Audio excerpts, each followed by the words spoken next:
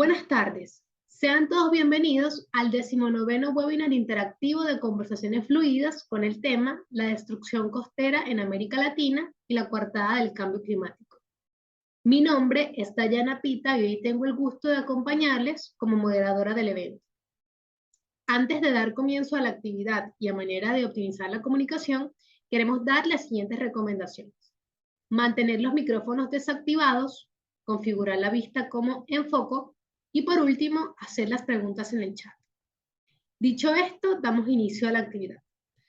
La Red de Jóvenes Profesionales de Venezuela, IPN Venezuela, de la Asociación Internacional de Ingeniería e Investigación Hidroambiental, IAR, y la Sociedad Venezolana de Ingeniería Hidráulica se complace en presentarles el espacio Conversaciones Fluidas, donde compartimos información técnica dirigida a público relacionado con el sector agua, compartiendo con destacados profesionales del área. Para esta conversación fluida tenemos el gusto de contar con la presencia de Aramis Lachinian, quien es licenciado en Oceanografía Biológica, especialista en Gestión Ambiental, magíster en Ciencias Ambientales y PhD en Conservación y Restauración del Medio Natural. Tiene más de 25 años de experiencia en consultorías ambientales con énfasis en zonas costeras. En este contexto, ha coordinado la realización de más de 100 estudios de impacto ambiental y la implementación de más de 50 sistemas de gestión ambiental en varios países de América. Tiene experiencia en docencia e investigación en varios países y es autor de una veintena de publicaciones en temas ambientales, entre las que destacan sus libros Globotomía del año 2010, El ambientalista crítico del año 2015 y La destrucción costera en América Latina del año 2022. Muchísimas gracias por acompañarnos, licenciado. Bienvenido. El espacio es todo suyo. Muchas gracias. ¿Me escuchan bien? Sí, se escucha perfecto. Bueno, nada, muchas gracias a IPN por esta invitación. De verdad estoy muy contento de estar acá y soy consciente de el nivel de calificación del público. Solamente en la pantalla veo a algunos especialistas que tienen bastante más experiencia que yo en el propio tema, así que nada, solamente voy a intentar transmitir algunas reflexiones, algunas experiencias personales de mi trabajo, más que algún tipo de certezas. Vamos a ver, vamos a empezar. El nombre de esta charla es un nombre compuesto por dos sentencias que se pelean, que son la destrucción costera en América Latina, que es una realidad, que es algo que todos los que trabajamos en esto lo vemos desde diferentes dimensiones, la destrucción ecológica, social, geomorfológica, etc. Y el cambio climático no como un dato que enriquece y que aporta, sino en el discurso de los tomadores de decisión, muchas veces como una coartada para no asumir responsabilidades. Por eso digo que es un título que se pelea. Y responde a un libro que acabamos de publicar, que está saliendo creo que mañana en las librerías, y con el mismo nombre con la coautoría de Roberto Font, que es un experto venezolano con más de 30 años de experiencia en diferentes países en costas, un ingeniero de costas, con las infografías de Cecilia Juan, que es una ilustradora que exquisita, ya lo verán. Pero bueno, en base a este libro es que armamos, y es un libro más de anécdotas, más de nuestras experiencias en las costas, para de alguna manera trabajar en esta hipótesis que les acabo de mencionar. Pero quiero empezar con un preámbulo antes de entrar estrictamente en el tema, aunque sí es parte del tema. De hecho, Roberto coordinó un capítulo sobre este asunto, pero además coordinó los trabajos de realidad de este tema. En este momento tenemos lluvias y deslaves en Venezuela, otra vez. Tenemos situaciones dramáticas, están ocurriendo. Pasó la tormenta tropical que luego se transformó en el huracán Julia, que ingresó en Nicaragua, pero bueno, pasó frente a Venezuela y nuevamente las inundaciones, nuevamente los deslaves, el drama. Digo nuevamente porque quienes son de ustedes venezolanos, todos tenemos algún conocido, tenemos alguna experiencia que vivió el desastre de Vargas. Para quienes no sepan qué es el desastre de Vargas, en el año 1999, en diciembre de 1999, esto es el litoral central de Venezuela, eso es la costa del estado Vargas, ahí vemos el mar, la ciudad de La Guaira, la montaña detrás, y detrás de esa montaña está Caracas. Es un lugar paradisíaco, es una belleza ese sitio, y en diciembre de 1999, durante ese mes llovió más que durante todo el año, y fue uno de los diciembres que llovió más. Y en la noche de uno de los últimos días de diciembre, la montaña se desmoronó sobre la ciudad de La Guaira. Los deslaves fueron inmensos y murieron miles de personas, la ciudad quedó semisepultada, la costa se modificó al grado de ser irreconocible para la gente del sitio. Fue algo dramático. Eso fue lo que ocurrió. Pocos días después de esa foto, la foto es esta, y ninguna foto logra reproducir tanto, explicar tanto como lo que ocurrió ese día. En esas noches fue los rescates militares, el movimiento de helicópteros más importante desde la Segunda Guerra de Vietnam, desde la Guerra de Vietnam, perdón, fue una situación difícil de olvidar. Pero en aquel momento todavía el discurso del cambio climático no estaba muy arraigado, y equipos de ingenieros, uno de ellos, de los tantos que hubo, lo dirigió justamente Roberto, Roberto Font. Los equipos trabajaron en rehacer la costa, en reparar todo lo destruido y en prevenir que volviera a ocurrir. Se construyeron más de 60 diques compensadores en las laderas de la montaña, se despejaron todas las zonas de inundables, todas las planicies de inundación quedaron limpias, se hicieron planes de ordenamiento urbano, se trabajó para que no ocurriera de nuevo. Eso fue en el 99, pero 10 años después, en la Universidad Central de Venezuela, un equipo de ingenieros evaluó el estado de conservación y el mantenimiento de aquellas obras y determinó que no se había hecho ningún mantenimiento a esos 60 diques de compensación y se había construido sobre esas nuevas planicies de inundación. O sea, no se habían hecho para nada los deberes, y ellos concluyeron que el riesgo de que esto se repitiera era cada vez mayor. Y hoy tenemos algo mucho más pequeño, pero claramente hay alertas desde la academia de lo local, de lo concreto, y muchas veces los tomadores de decisión no llegan a acceder, no la quieren escuchar. Hay diferentes tipos de problemas, pero esto no es nada nuevo y poco tiene que ver con el cambio climático, este tipo de fenómenos, de este preámbulo. Quienes conocen a Humboldt, al exquisito explorador que hizo esas crónicas sobre Venezuela, él reportaba estos deslaves y estas lluvias. Hay una leyenda cuando los españoles llegan a estas costas y ven que las comunidades indígenas no se instalaban sobre la costa, que era más cómodo, cerca de la pesca, cerca del agua, sino que lo hacían sobre las montañas, y les llamó la atención que fuera así. Y cuando lograron comunicarse efectivamente, conocieron la leyenda de que no lo hacían porque la montaña escupe rocas. Bueno, quiero decir, esto no es un fenómeno nuevo, no es que cambió todo, lo único que cambió es nuestra relación con ese ambiente. Hecha este preámbulo, quiero dejar claros algunos conceptos antes de pasar a esos ejemplos.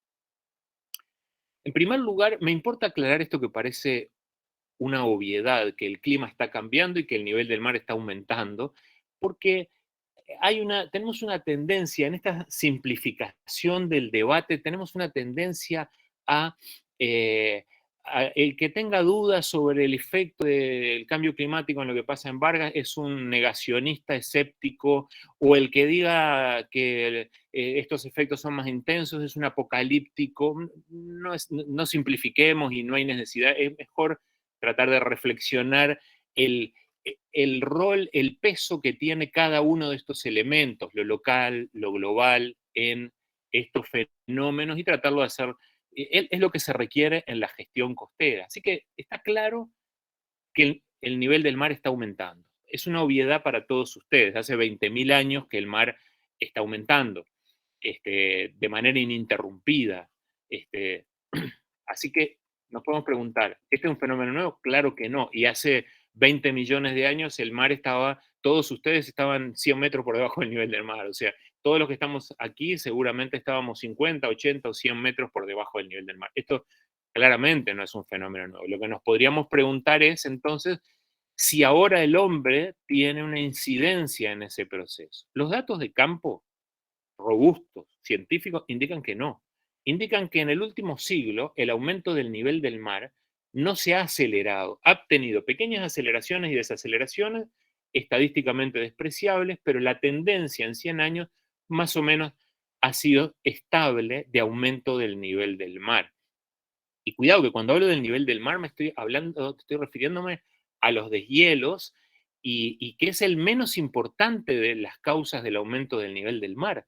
Las causas violentas, las placas tectónicas en movimiento sobre el magma, los procesos de subsidencia y hundimiento, los efectos volcánicos, esos efectos son muchísimo más importantes en el aumento del nivel del mar que el proceso de hielo, además de ser más violentos. Pero entonces está claro que los datos de campo muestran que no hay un proceso de aceleración, pero veamos, aunque no sea provocado por el hombre, ¿es el principal problema este aumento, este problema costero en América Latina? Y yo diría no solo en América Latina, sino en países con mucha pobreza, en el tercer mundo. A ver, los pronósticos más desoladores respecto a los efectos del aumento del nivel del mar realizado por el IPCC, el Panel Intergubernamental de Cambio Climático, indican que dentro de unas cuantas décadas, por efecto del aumento del nivel del mar,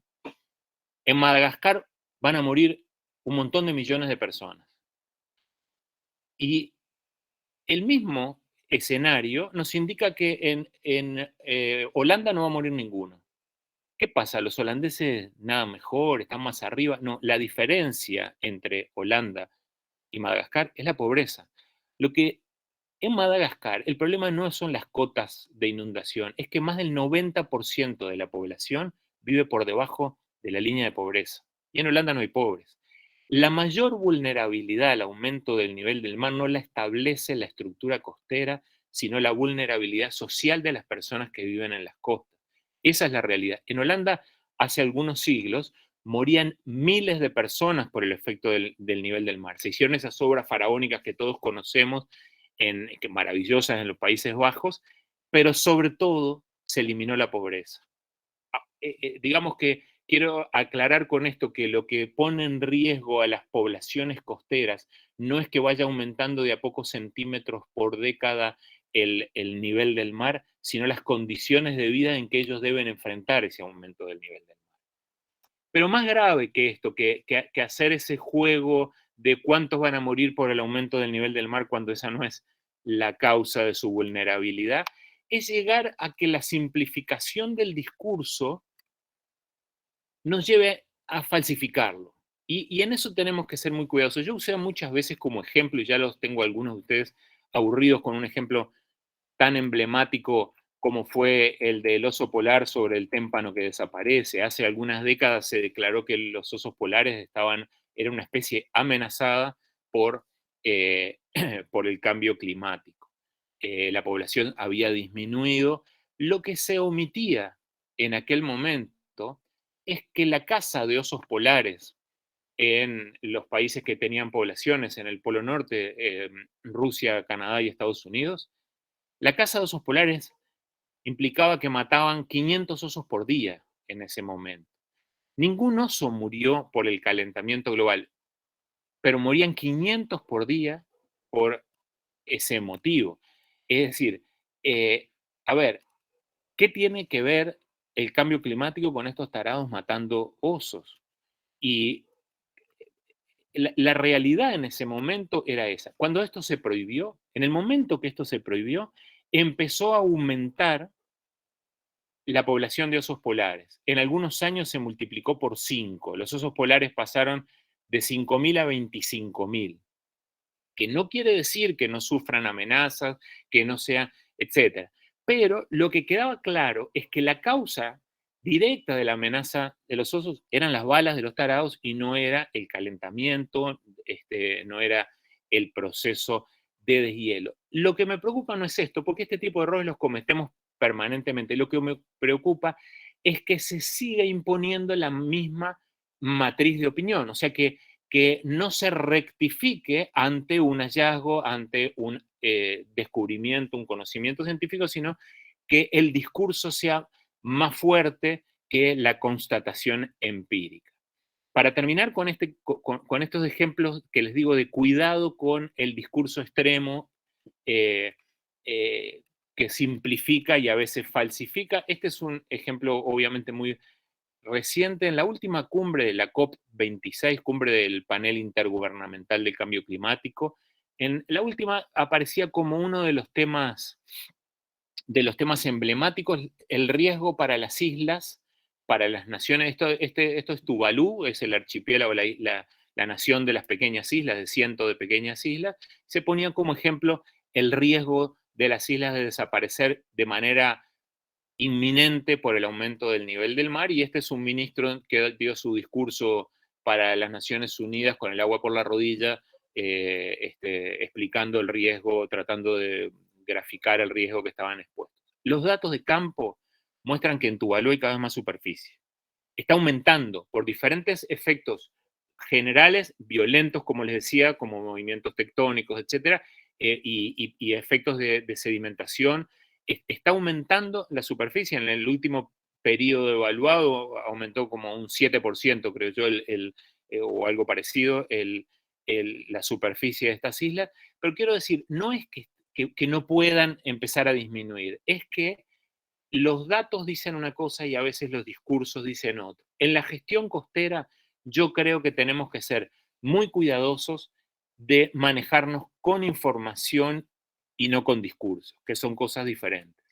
Voy a ir muy rápidamente a algunos ejemplos para contrastar esta hipótesis que le digo yo de lo global y lo local en la gestión costera. Para eso, yo voy a desarrollar dos ejemplos del Caribe. Me hubiera gustado desarrollar uno de Uruguay y algunos más cercanos, pero no tengo tiempo. Son todos ejemplos que saqué del libro y no tengo tiempo para explicarlo. Pero elegí dos ejemplos muy concretos. Para eso voy a explicar muy brevemente, para quienes no lo conozcan, de manera tan esquemática que es casi caricaturesca, cómo funciona el ciclo de arena en una playa tipo. Esto es una grosería lo que estoy mostrando aquí, o sea de cómo funciona el ciclo de arena, pero me va a servir para ejemplificar luego otras cosas. Nosotros aquí vemos una duna, un médano libre, móvil, de arena suelta. Cuando viene la tormenta y se lleva la arena de la berma de la playa, lo primero que encuentra es la primera reserva de arena, es justamente la de la duna. Esto es un fondo blando y cuando pierde energía el agua, se va depositando formando un banco que luego el oleaje periódico lo vuelve a depositar en la berma, y este ciclo. Por supuesto que hay arena terrígena, hay arena que se va, hay transporte litoral, hay un montón de otros fenómenos, pero esta caricatura me sirve para lo que les voy a plantear ahora. Afinando un poquito más, en una playa del Caribe de las que vamos a analizar en los ejemplos, podríamos decir que tenemos por lo menos dos cordones de dunas, un cordón de dunas móviles, la duna primaria, que es esa reserva de arena, un valle interdunar en el que se acumula agua, y una duna secundaria que empieza a vegetarse en la anteduna, y claro que las construcciones deben estar detrás de la anteduna secundaria para dejar estas reservas libres. Y luego tenemos la berma, que es protegida por el manglar. El manglar es un bosque fascinante desde el punto de vista ecológico, pero en la estructuración de la costa es determinante. Son estos árboles intermareales que hay en todo el Caribe que impiden que se vaya la arena, funcionan como trampas, capturas de sedimentos, pero además mantienen la estructura, etc. Pero bueno, luego en el fondo blando de arena tenemos algunos parches de fanerógamas submarinas, donde comen las tortugas, donde hay caracoles. Tenemos algunos parches, digo algunos solamente, porque estos son zonas muy pobres desde el punto de vista de nutrientes, y es necesario que sean pobres, porque los corales, estos arrecifes, estos rosados son arrecifes, viven en zonas, en aguas cálidas y pobres. Si esto se sobrefertiliza, los corales empiezan a ser infectados, a morir, etc. Entonces, el arrecife tiene una función principal desde el punto de vista hidrodinámico de un rompeolas sumergido. Cuando viene el oleaje de tormenta rompe o pierde energía aquí en el arrecife y entonces llega aquí con menos energía. La ola, cuando retorna al agua, se encuentra con ese rompeolas que va a retener la arena, aquí se va a formar el banco de arena y el oleaje periódico. Bueno, el cuento es que esto no es lo que está pasando en las playas que vamos a analizar, donde la realidad es esta. Primero construimos arriba de la duna, no construimos una casita, un rancho, construimos mega hoteles, edificios. Es más, como la duna no es buena para sedimentar, sacamos la arena, eliminamos la duna y construimos aquí plano. Y además aquí no hay saneamiento, estoy en la playa. Por lo tanto, las aguas cloacales escurren hacia el mar y fertilizan esto que debería ser muy pobre desde el punto de vista de los nutrientes y se empiezan a morir los corales. Pero esa sobrefertilización hace que estos pequeños parches de fanerógama se vuelvan praderas densas y ya no tengo un fondo de arena blanda suelto. Pero además yo tenía aquí los manglares, que son feos, tienen bichos, los talamos y sembramos cocoteros, que cuando viene el huracán los tira, que no sirven para mucho, que son plantas exóticas de esta zona. Así que cuando ahora llegue el temporal, no tiene este rompeolas sumergido, llega con toda la energía, se llega a la playa, ya no tengo una duna, no tengo manglar y además entre el coral roto se forman verdaderos cañones submarinos por los que se pierde la arena rápidamente, pero este proceso demora 10, 15, 20 años en evidenciarse. Por lo tanto, cuando construimos aquí arriba y vemos que no pasó nada, y pasaron 2, 3, 4, 5 años y no pasó nada, una vez que eso ocurre, una vez que empieza, que empieza ese fenómeno de pérdida de arena, asumimos que es algo nuevo, algo novedoso. Eso es lo que vamos a ver en un par de ejemplos muy rápidamente. Vamos a ver primero el ejemplo del Parque Morrocoy en Venezuela, un verdadero paraíso. Yo tuve la suerte cuando fui adolescente, mi coautor también, de haber pasado gran parte de mis vacaciones buceando. Esto es un parque que es un archipiélago, son muchas pequeñas islas, coralinas todas, que en los años 70, son decenas de islas, de pequeñas islas, en los años 70 el Estado venezolano lo declaró parque nacional para evitar que se sobrepoblara, que se construyera, que se invadiera. Esto era así en los años 70. La verdad es que después de haberlo declarado parque nacional y hoy la situación más o menos es esta en el parque, y además está bastante más fea el agua.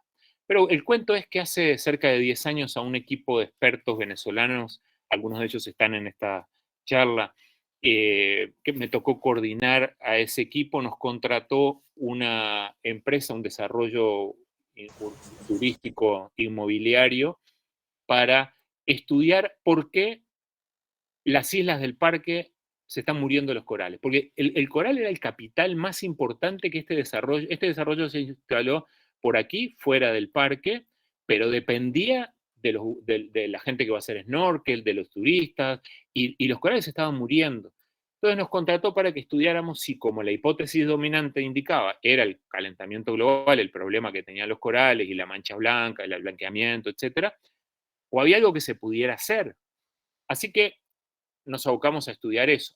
Lo primero que hicimos fue ir a el puesto del parque que ven aquí abajo, al puesto de nación, y le dijimos como, de todas estas islas, hay algunas que son accesibles al público, pero hay otras que no. Hay varias islas que por motivos de conservación no se puede acceder.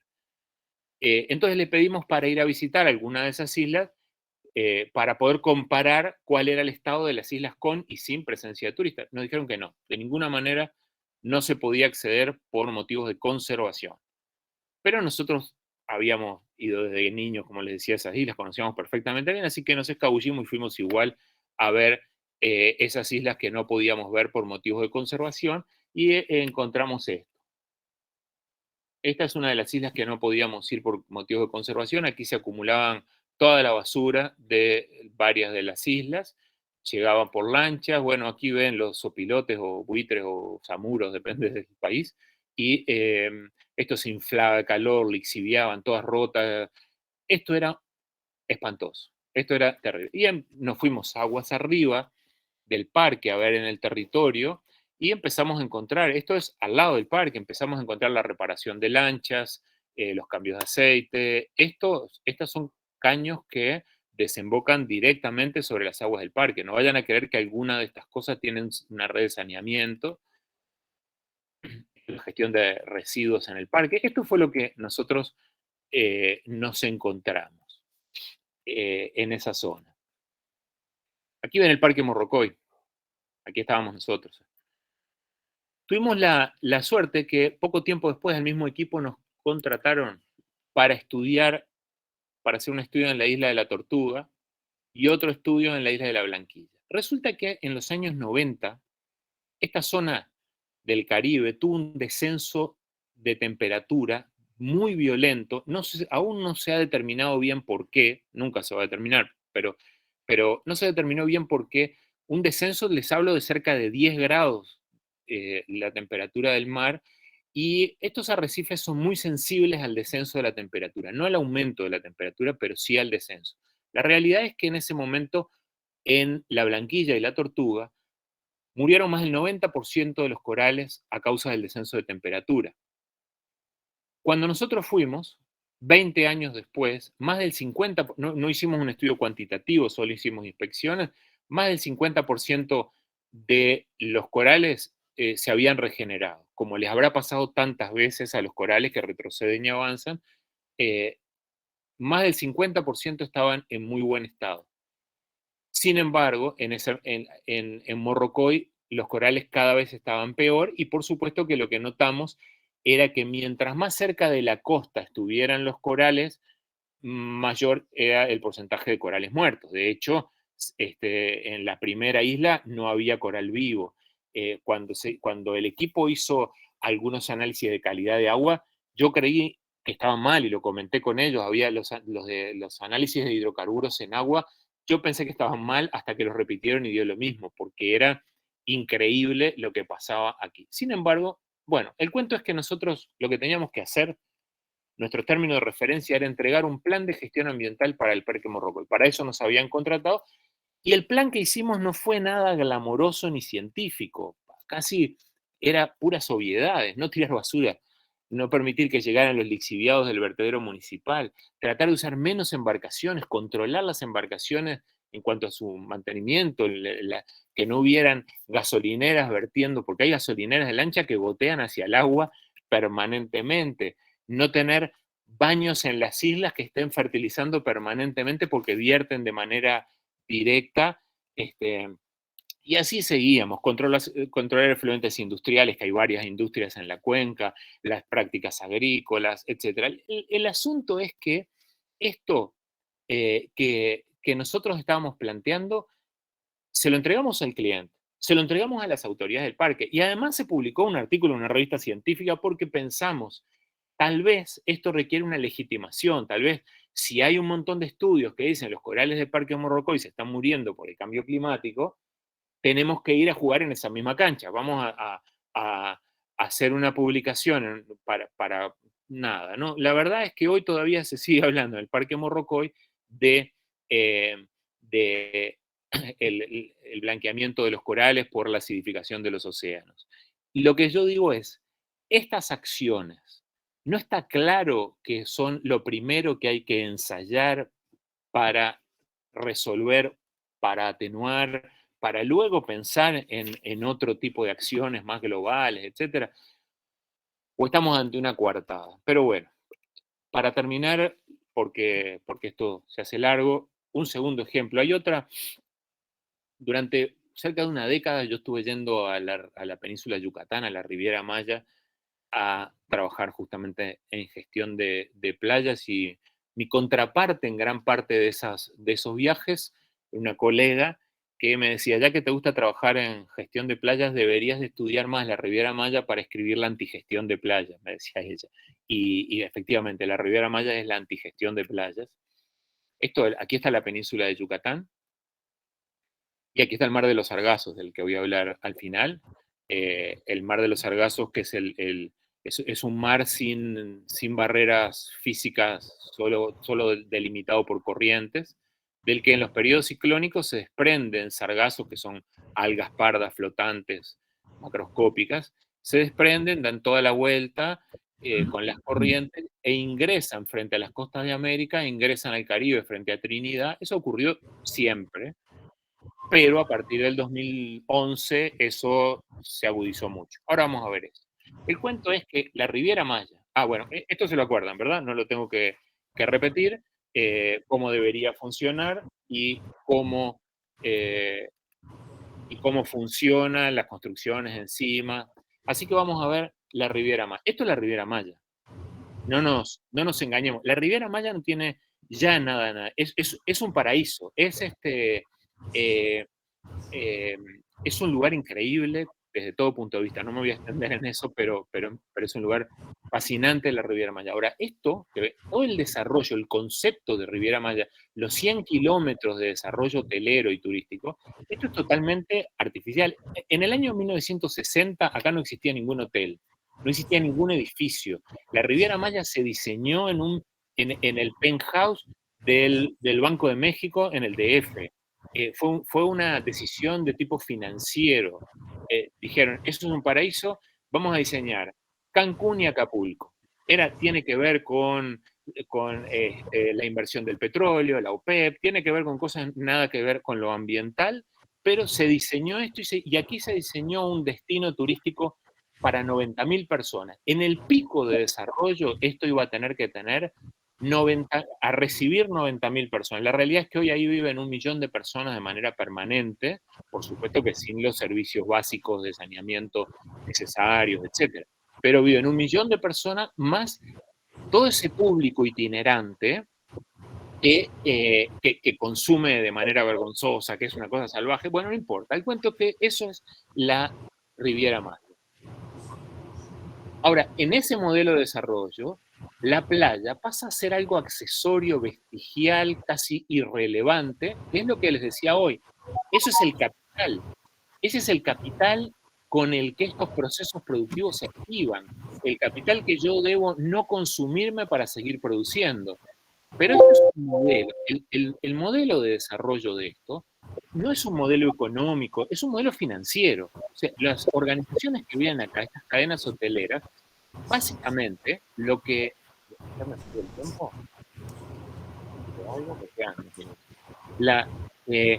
Básicamente, lo que vieron es una rentabilidad ultra rápida, no pensando en un modelo de 20, 30 años de desarrollo. Y fíjense, estas playas finitas, húmedas, sin arena, cuando llegan los huracanes, que llega el agua hasta el lobby del hotel, es que ya no hay nada adelante. A ver, no es que los huracanes que estén llegando cada vez más huracanes y sean cada vez más intensos. Los datos de campo, insisto, indican que no ha aumentado la cantidad de huracanes. Es un riesgo, puede pasar sin duda. Por el momento, no le echemos la culpa a los huracanes porque ni han llegado más ni son más intensos. Lo que hay es una vulnerabilidad mucho mayor a la llegada de los huracanes por las características de las infraestructuras costeras.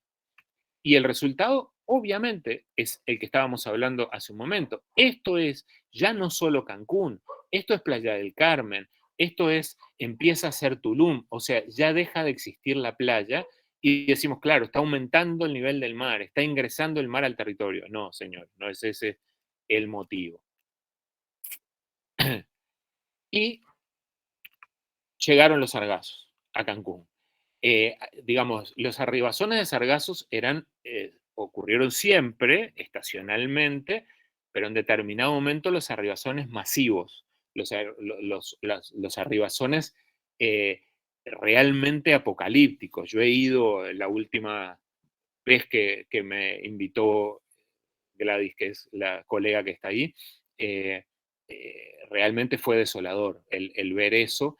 Digamos, esto se acumulan millones de metros cúbicos, se acumulan en la costa y siguen llegando por más que recojan, y esto que se acumula se descompone. Por supuesto que los hoteles cierran, se cancelan, pero además esto funciona como una tapa, no hay intercambio de oxígeno ni de luz, no hay fotosíntesis y abajo muere todo lo que tenemos en la zona intermareal, las tortugas ya no pueden salir a desovar, por supuesto que tienen toxicidad. Bueno, esto es terrible. Esto es una imagen ni siquiera de las peores. Esto es una imagen cotidiana en la Riviera Maya, en Playa del Carmen. Así que esto es lo que está ocurriendo hoy. Hace unos cuantos años el gobierno mexicano decretó estado de desastre nacional por la arribazón de sargazo. Y es parte de esa coartada de la que estoy hablando. Esto es un desastre, pero no es natural. De natural, el desastre no tiene nada. Ahora vamos a verlo brevemente para ir terminando. Ya hoy se ha determinado con mucha precisión la presencia de un nuevo mar de los sargazos. Y para que no quedaran dudas, esta variedad de sargazos no es la misma que esta. Este es el sargazo, la variedad flotadora, y esta es la variedad nadadora. ¿Y esto a qué se debe esta enorme, este nuevo mar de los sargazos? A la sobrefertilización de las costas oceánicas por las malas prácticas agrícolas en el Amazonas y en el Orinoco. La tala indiscriminada, la deforestación, la erosión de suelos. También es verdad que hay aportes desde África con vientos que llevan nutrientes y sedimentos, pero el grueso, ustedes pueden ver en Google Earth las manchas marrones permanentes. Ya esta zona del Caribe no es azul. Todo esto ya son sedimentos de las inmensas descargas. Y eso ha generado esta especie que tiene dos particularidades. Se reproduce mucho más rápido que esta, duplica su biomasa en 10 días en condiciones adecuadas y prefiere aguas calmas, a diferencia de esta, aguas calmas y con mayor temperatura. Es decir, el Caribe interior es ideal para este sargazo. Cada vez más los arribazones de sargazo en la península de Yucatán son más extensos en el tiempo y en superficie y de mayor concentración, de mayor densidad de algas. Empieza cada vez a parecerse más a un nuevo mar de los sargazos permanente aquí adentro. Ya hay la hipótesis de que se podría empezar a desarrollar. Ahora, la razón de esto no es la acidificación de los océanos, es que han cambiado las corrientes, vienen por acá. La razón primera que hay que abordar es la deforestación, la tala indiscriminada y las malas prácticas agrícolas. ¿Qué quiero decir con esto? Siempre podemos buscar en gestión costera causas locales, causas, aunque no estén en el sitio. Esto ocurre en la península de Yucatán y la causa está en otro lado, pero es local, la causa es identificable, es concreta. La causa no es un modo de producción de escala planetaria, inespecífico en el ámbito del discurso. No, hay un tipo que está cortando los árboles.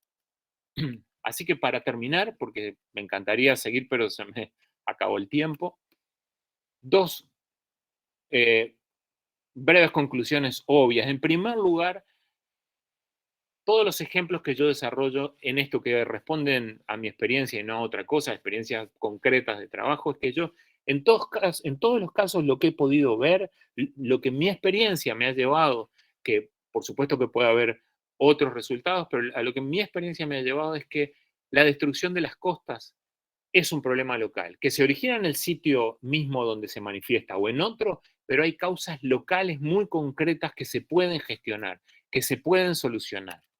Y que en ese escenario y en un contexto de recursos limitados, el discurso del cambio climático no debe funcionar como una coartada para no asumir responsabilidades.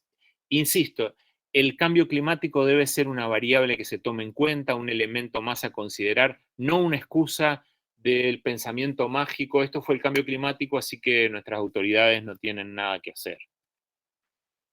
Bueno, muchísimas gracias. Creo que me excedí muy poquito. Muchísimas gracias por su presentación, licenciado. Ha sido muy interesante. Gracias. En esta segunda parte, les propongo hacer las preguntas en el chat. Henry Jiménez Escobar dice, buenas tardes, muchas gracias por permitirme participar. Gamaliel Alberto López Blas, buenas tardes a todos, gracias por esta oportunidad. Les saluda de la Empresa Portuaria Nacional de Nicaragua. Paso a leer la primera pregunta. Emilio Martínez. ¿Cuál es su opinión sobre el motivo o motivos del uso excesivo del tema del cambio climático para justificar impactos adversos al ambiente de las costas? Claro, yo no quiero, no tengo la capacidad de explicar eso, pero además no quiero entrar en una dinámica conspiranoica de que hay alguien planificando cómo dominarnos. No, yo no creo eso. Yo creo que se ha vuelto, más allá de ser un negocio para unos o para otros, creo que hay mucha presión para adoptar el discurso, mucha presión en diferentes ámbitos, académicos, mediáticos, pero sobre todo se ha vuelto muy cómodo para muchos tomadores de decisión local, para no tener que asumir responsabilidades concretas. Pensemos en la realidad, en lo que está pasando hoy en Venezuela en este instante, pero pasa en todas partes de América, en este instante con los deslaves, con el drama que están sufriendo cientos de familias en Venezuela. El decir que esto es un fenómeno del cambio climático nos aleja de toda responsabilidad. Es una coartada muy cruel.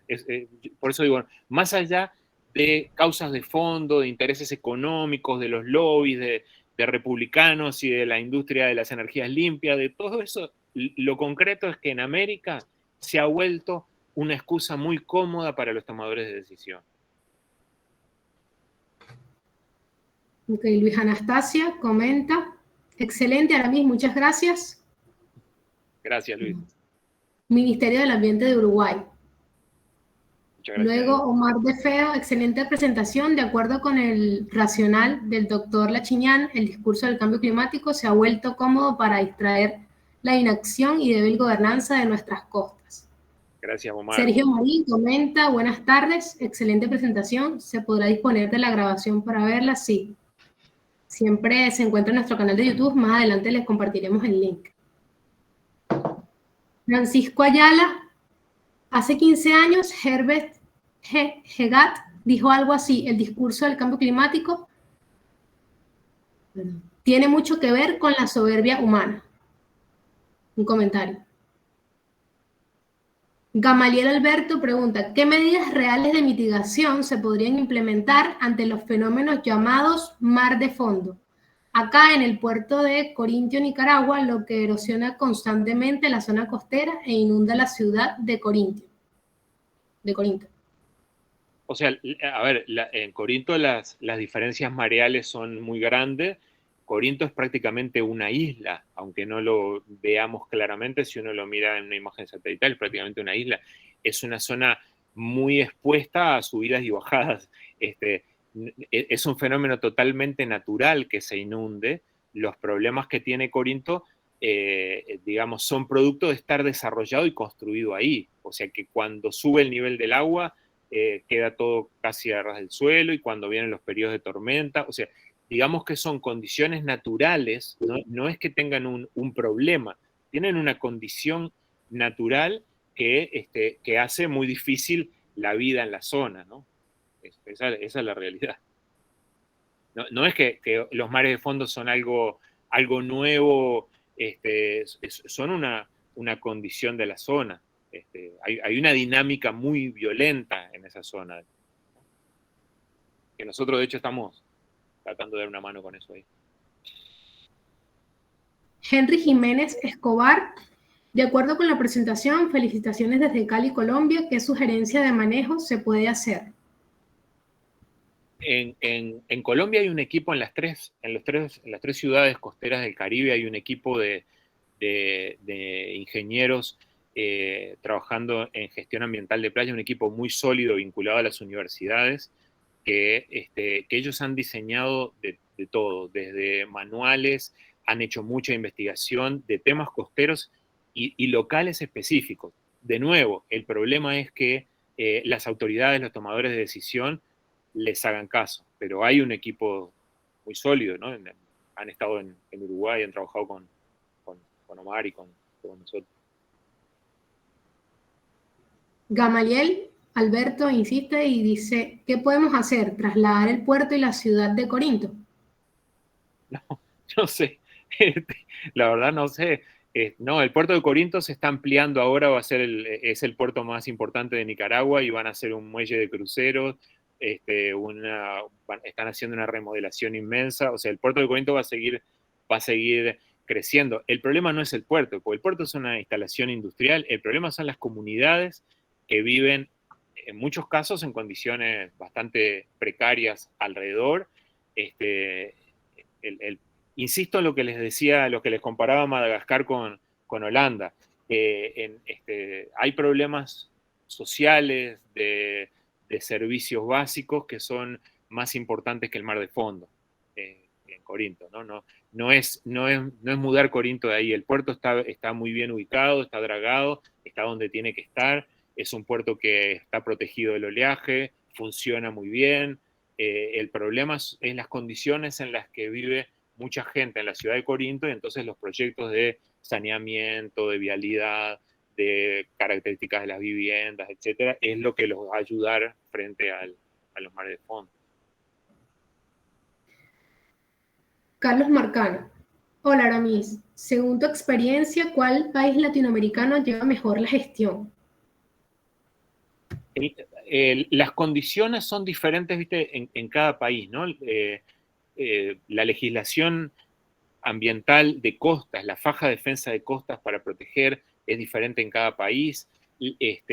La fuerza que tienen comunidades locales, la realidad es muy diferente en cada lado. En mi experiencia, el aumento de la intención de inversión sobre la costa está amenazándolos a todos por igual.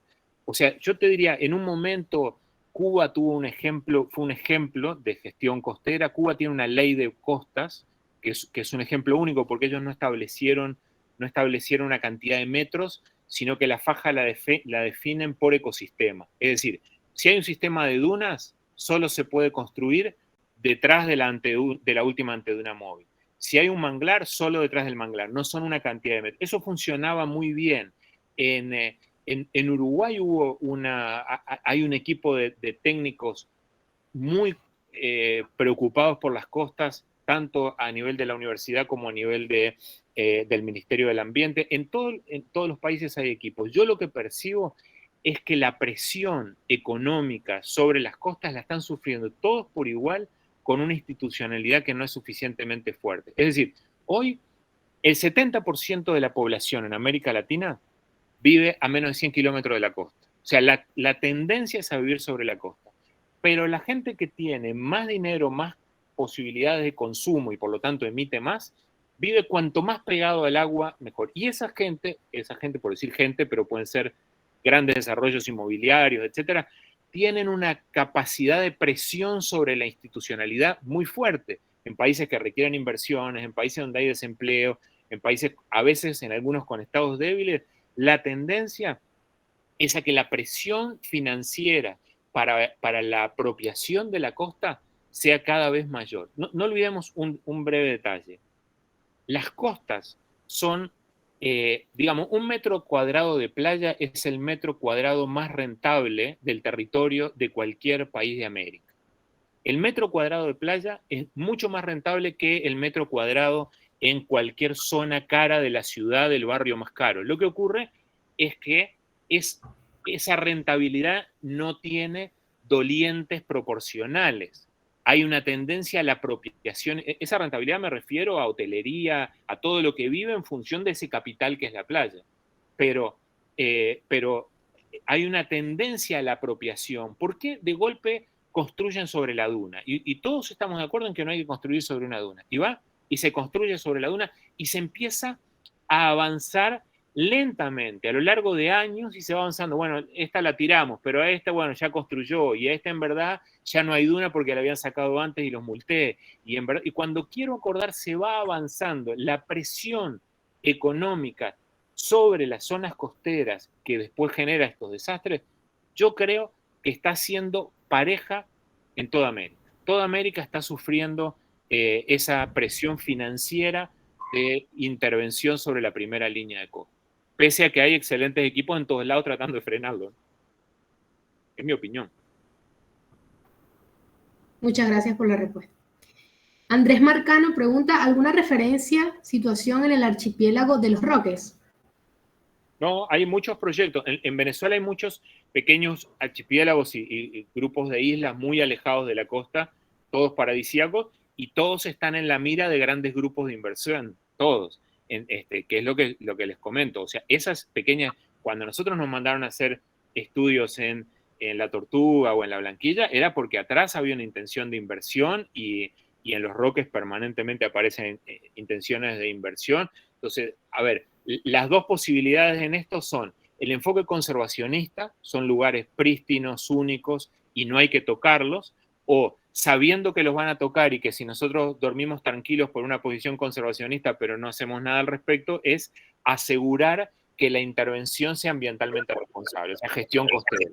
Es decir, establecer condiciones, qué tipologías constructivas, qué requisitos de fluentes, de residuos, etcétera, etcétera. Entonces, una posibilidad para los Roques o para todos estos lugares es la posición conservacionista. Parque Nacional no se toca. Eso tiene el riesgo de que cuando gane la presión económica y lo toquen, nosotros no establecimos ningún tipo de pautas y nos pasan por arriba. Entonces son o la posición de conservación o la posición de gestión, pero eso está en tensión permanente. Arturo Marcano, felicitaciones. Muchas gracias. Felicitaciones al profesor Aramis, muy interesante su presentación. ¿Cuán irreversibles pueden ser estos efectos en las regiones insulares de Venezuela? Hay ecosistemas que no se van a recuperar, que desaparecieron y no se recuperan, pero usualmente estos equilibrios son dinámicos. Una playa cambia y pasa a un estado de equilibrio distinto.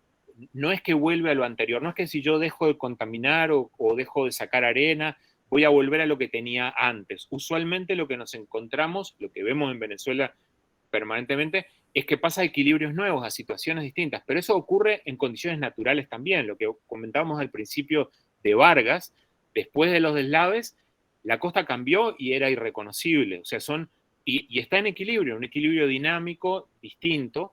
Lo que nosotros no debemos hacer es aumentar la vulnerabilidad, sacarle el manglar, etc. No vamos a volver a ver Morrocoy como antes, lo vamos a ver distinto. Gamaliel Alberto López, pero el canal de acceso a la navegación que tiene el mero Puerto Corinto vive una constante tragedia por la creciente sedimentación. ¿Qué podemos hacer? Es un puerto, dragarlo, que es lo que están haciendo, ¿no? Dalila Navarrete, ¿en qué país latinoamericano tienen más desarrollo e implementado las políticas de manejo de costas? Me ganó. Paso. Andrés Marcano, el aumento en el uso de plantas desalinizadoras a nivel mundial, ¿qué influencia está o puede estar teniéndose? Nada, mira, en mi opinión, lo que yo he evaluado, la verdad, es tan pequeño ante un cuerpo de agua infinito como el océano, que realmente son tan graves, lo que yo les decía de las prioridades en un contexto de recursos ilimitados. Es como, es tan poca la incidencia real que están teniendo las desalinizadoras respecto a los demás problemas. O sea, yo estoy vertiendo agroquímicos, sedimentos, aguas cloacales en cantidades. Después me voy a preocupar por las plantas desalinizadoras, pero primero no tiremos aguas cloacales sin tratar, ¿no? Bueno, Andrés Marcano pregunta, ¿y cuáles son las recomendaciones económicamente viables en el manejo o rechazo de las plantas desalinizadoras? Insisto, o sea, para mí, darle agua potable a la población, yo lo que les decía hoy del el problema ambiental que sufren las costas es la pobreza en países del tercer mundo en primer lugar. Si esa es la solución para darle agua potable a una comunidad, no creo que está mal. Claro, si vos me decís, hay un mega hotel 5 estrellas pegado contra la playa que tiene una planta desalinizadora, el problema no es la desalinización. Es mi opinión, pero bueno, sé que es discutible y que hay oposiciones para la mayoría de las tecnologías que se usan en las costas. Yo creo que hay que establecer prioridades. Gabriel Malespin. ¿Esta problemática de erosión de las playas y alteración de los litorales solo se genera en zonas tropicales o se puede extrapolar a playas más australes como Uruguay o Chile? Sí, buena pregunta. Mira, a mí me apena mucho que yo sé que aquí presentes hay varios expertos, como les decía al principio, con muchísima experiencia y que, bueno, y que estoy hablando yo, pero es totalmente extrapolable conceptualmente. No hay arrecifes superficiales, no hay manglares en el sur, pero hay malas prácticas agrícolas, sobrefertilización, y entonces en vez de sargazos tenemos cianofitas, pero tenemos grandes floraciones algales que son tóxicas, que son un problema y que básicamente se deben a las mismas causas, malas prácticas y totalmente localizables. Por ponerte un ejemplo, en las playas de Montevideo, donde yo estoy ahora, están perdiendo arena, se están descalzando las estructuras costeras y eso podemos pensar que el cambio climático se está llevando a la arena, o podemos ver una serie de causas locales muy concretas, que no lo voy a desarrollar porque no conocen el ejemplo, pero quiero decir, el razonamiento que yo hago de que lo local está teniendo un peso muy grande y cada vez más dramático en las costas, se aplica también a las zonas australes, lo está viviendo Chile sin duda. Muy bien, por razones de tiempo, esta será la última pregunta. Van a faltar algunas preguntas por responder, pero luego podemos a través del mail responderlas. Christopher Mendoza, excelente presentación, muchas gracias. ¿Qué metodología de manejo integral de la zona costera puede recomendar para minimizar el impacto al ambiente? Yo trabajo en gestión ambiental de playas, usualmente, pero hay un enfoque más amplio, más comprensivo, que es lo que llaman el MISC, el Manejo Integrado de Zonas Costeras. El manejo integrado porque la costa no es solo la playa, la incidencia del mar sobre el territorio va mucho más allá, tiene varias dimensiones de abordaje. Una de ellas, que es la que yo estoy insinuando de la primera diapositiva, son los aspectos sociales y económicos que inciden en la gestión costera. El manejo integrado de zonas costeras, que es una metodología, ese equipo de colombianos que les dije en Santa Marta, Barranquilla y Cartagena, trabajan mucho en el manejo integrado de zonas costeras, que lo que se intenta es a que cuando se trabaja sobre la ciudad se esté pensando en la costa. Es decir, no es solo gestión ambiental de playas, sino tomar en cuenta los aspectos de infraestructura en la ciudad, de servicios en la ciudad, los aspectos socioeconómicos para gestionar las costas. Ese es el enfoque del manejo integrado de zonas costeras. Es una visión más amplia donde la gestión de la playa es apenas un pedacito. Yo no trabajo en eso, pero es un área. Bien, vamos a leer una pregunta más y terminamos. De Mar de los Sargazos a Océano de los Sargazos, no pareciera que tengamos solución práctica, ya que ¿quién para la deforestación, la tala indiscriminada y la sobrefertilización? Claro, yo lo que digo es, primero identifiquemos las causas. Como método, la gente que trabaja en gestión ambiental sabe que para resolver un problema ambiental, primero hay que identificar las causas. Siempre hay una fuente de emisión, una fuente de consumo, el daño es localizado. Entonces, el primer paso con los sargazos no es sacar fragatas de guerra y helicópteros a enfrentar el enemigo del sargazo o ponerle un impuesto millonario a los hoteles que después no sirve para nada para recolectar sargazos. No, el enfoque no es de fin de línea, no es terminal, no es al final, sino que lo primero es identificar la causa. Y ya es más claro que la razón de las arribazones de sargazo está muy asociada a malas prácticas agrícolas y talas. Tenemos que saber que si permitimos la tala indiscriminada, la deforestación del Amazonas, las malas prácticas agrícolas en el Orinoco, esa minería masiva que genera la sedimentación, etc., si permitimos eso, impacta ya. O sea, saber cuál es la causa. Ese es el primero. No echarle la culpa al cambio climático de algo que estamos generando ahí y permitiéndolo. Lo que digo es la causa, identificar causas es lo primero en gestión ambiental.